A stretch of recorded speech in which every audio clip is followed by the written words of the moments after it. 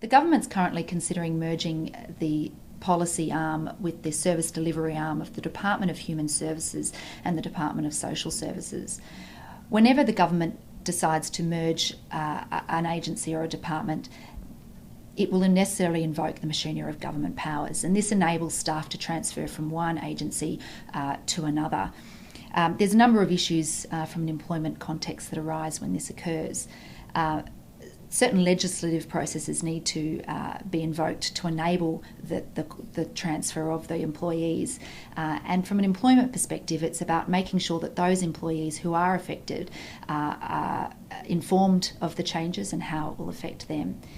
In this particular case, where a policy and a service delivery function potentially can be merged, there will be invariably a rationalisation. So looking at where positions are no longer needed as a result of the merger and how then to manage that rationalisation and potentially excess requirements. So Christa, how can government departments and agencies balance the resourcing issues which are likely to arise? Well, there's a number of resourcing issues that will arise. I think physically having to relocate staff, rationalising positions and looking at where those excess requirements sit and how to manage those are all important. It's necessary also to manage the sometimes complex situation where an employee comes across under machinery of government powers and it might be sitting on a higher salary or be entitled to different terms and conditions to those employees sitting next to them performing the same job.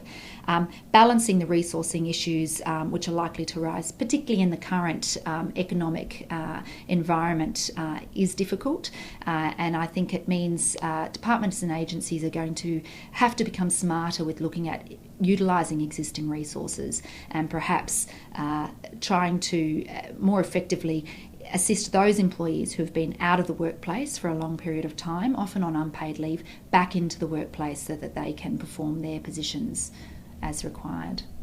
Christa, thank you for joining us. Thank you.